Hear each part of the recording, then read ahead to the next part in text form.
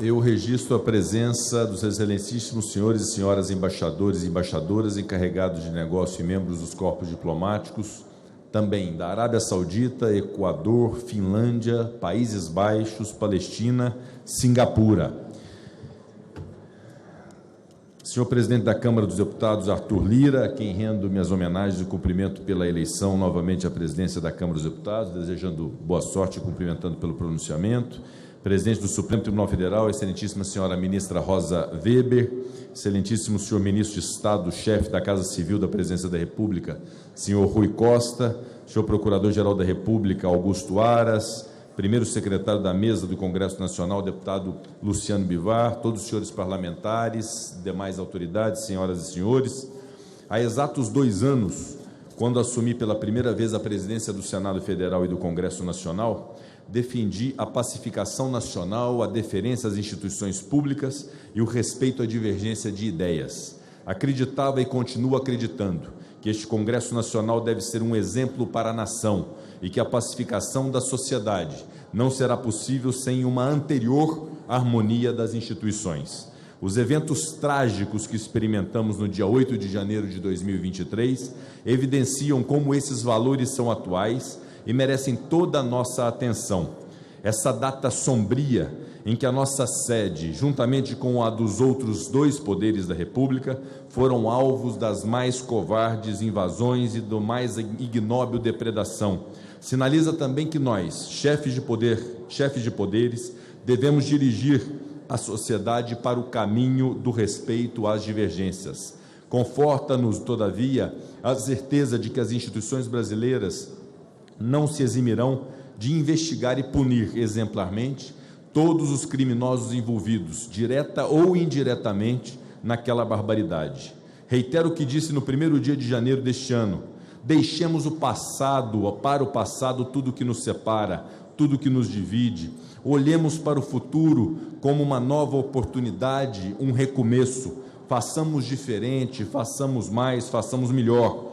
O futuro se desenha no presente e a hora de mudar o futuro da nossa nação é agora. Não percamos esta oportunidade. Neste momento em que assumimos este compromisso perante a nação brasileira, reforço o meu comprometimento com o pacto democrático, com as instituições, com o diálogo e com a cooperação. Parafraseio Juscelino Kubitschek em seu último discurso antes da cassação de seu mandato parlamentar.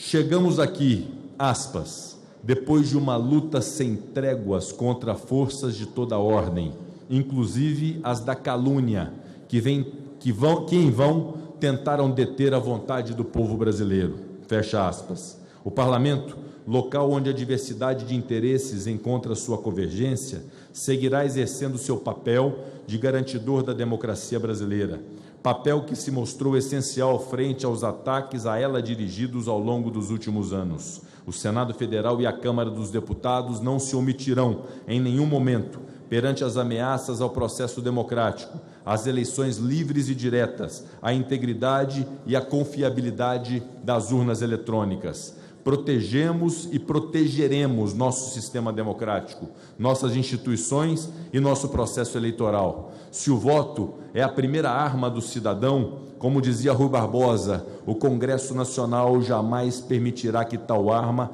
lhe seja sacada das mãos. Essa missão de proteger a democracia é agora compartilhada com cada um dos deputados e deputadas federais, senadores e senadoras aqui presentes e eleitos pela vontade soberana do povo brasileiro para representá-lo durante o próximo quadriênio. Reitero as boas-vindas às vossas excelências e desejo-lhes competência, trabalho árduo, sucesso contínuo no exercício dos mandatos parlamentares que ora inauguram.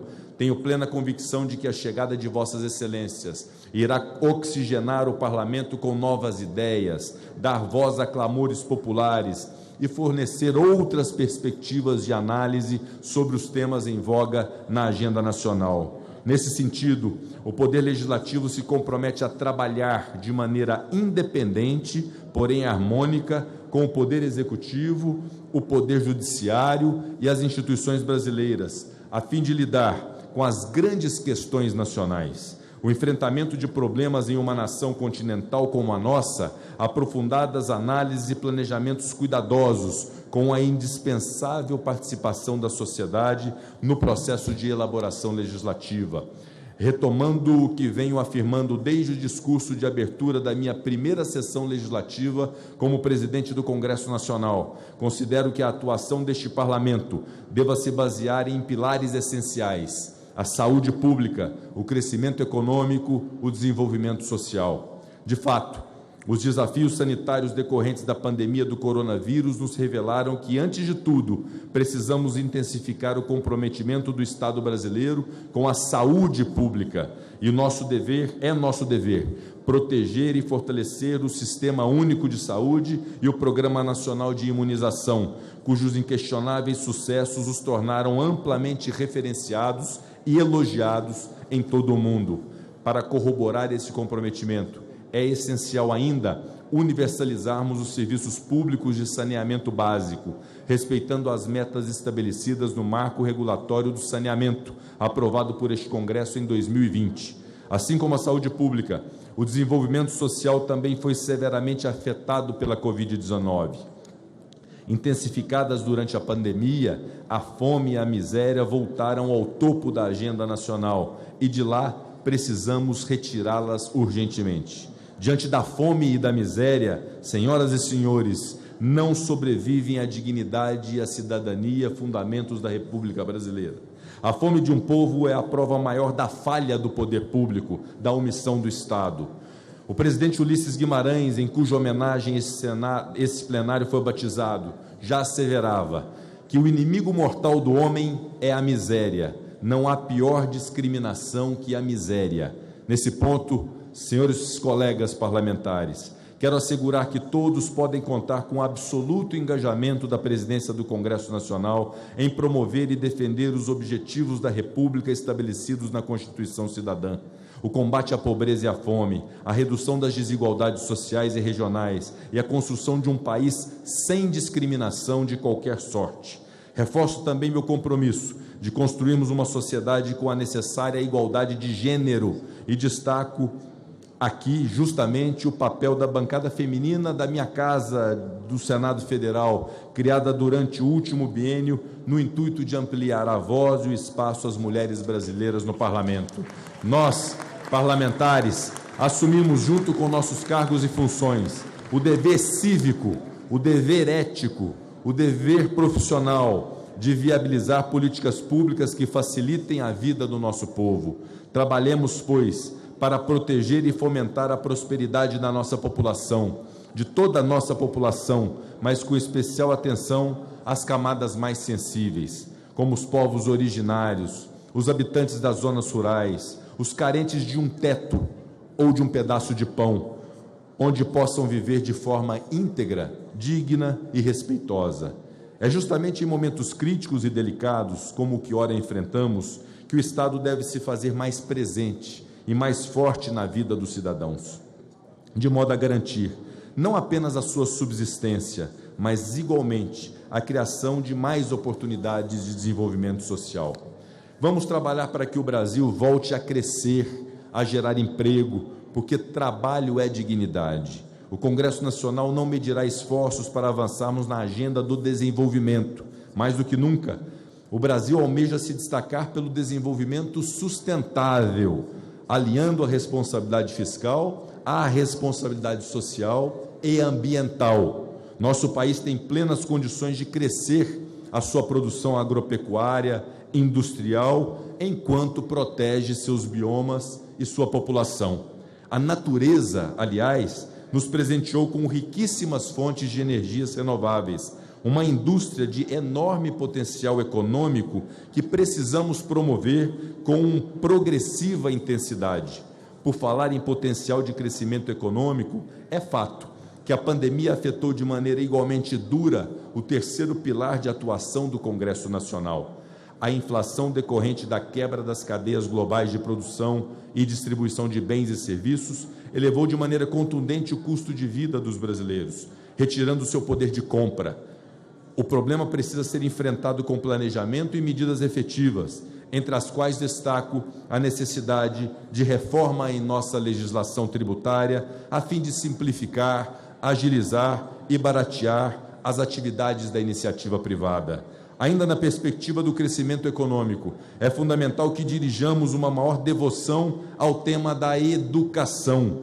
O Brasil que merecemos precisa de um ensino de qualidade, com merenda escolar, cultura, artes, esporte, assistência social, assistência psicológica, assistência psiquiátrica, uma educação que forme cidadãos. Nada pode faltar à geração de 0 a 18 anos do Brasil. A educação é fator essencial para a propagação do respeito e da tolerância, para o desenvolvimento do espírito de cidadania, solidariedade, união. A polarização ideológica e a intolerância de qualquer espécie precisam urgentemente ser substituídas pelo espírito de união do nosso povo. Hoje, as famílias se encontram divididas, o país se encontra dividido e, como todos nós sabemos, senhoras e senhores, país dividido não cresce. Em toda a história da humanidade, nenhum país tomado por conflitos internos foi capaz de crescer e se desenvolver no cenário internacional, muito menos de atender às demandas sociais e econômicas de nosso povo. Portanto, tenhamos nós, parlamentares, responsabilidade. Precisamos promover a educação, igualmente, como arma de combate ao perverso fenômeno da desinformação. A disseminação maliciosa de informações falsas não pode ser enfrentada sem a efetiva educação de nossa gente.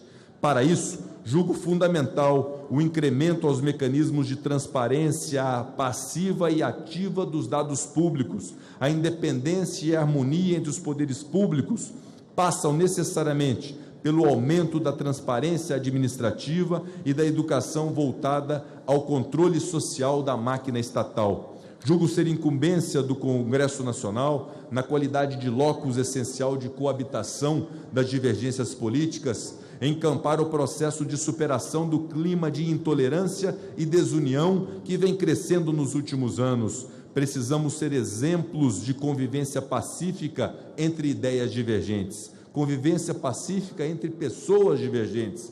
Devemos mostrar aos brasileiros que discordar não significa odiar e que cada ponto de vista tem seu valor no processo de busca do bem comum. É preciso estreitar os laços entre União, Estados, Distrito Federal e municípios, a fim de propiciar a convergência de esforços necessária para garantir o efetivo resultado das políticas públicas. A tranquilidade política, a segurança jurídica, a estabilidade institucional são elementos indispensáveis à confiança externa no país e ao desenvolvimento nacional. Renovo os agradecimentos aos meus colegas deste Congresso Nacional pela confiança em mim depositada para presidir as atividades parlamentares no próximo biênio. Não pouparei esforços para fazer jus à oportunidade e à honra que mais uma vez me foi conferida. Tenho certeza de que, com a colaboração de cada um dos senhores e das senhoras, o Parlamento brasileiro manterá o ritmo de produção e a qualidade dos trabalhos legislativos na legislatura que ora se inicia.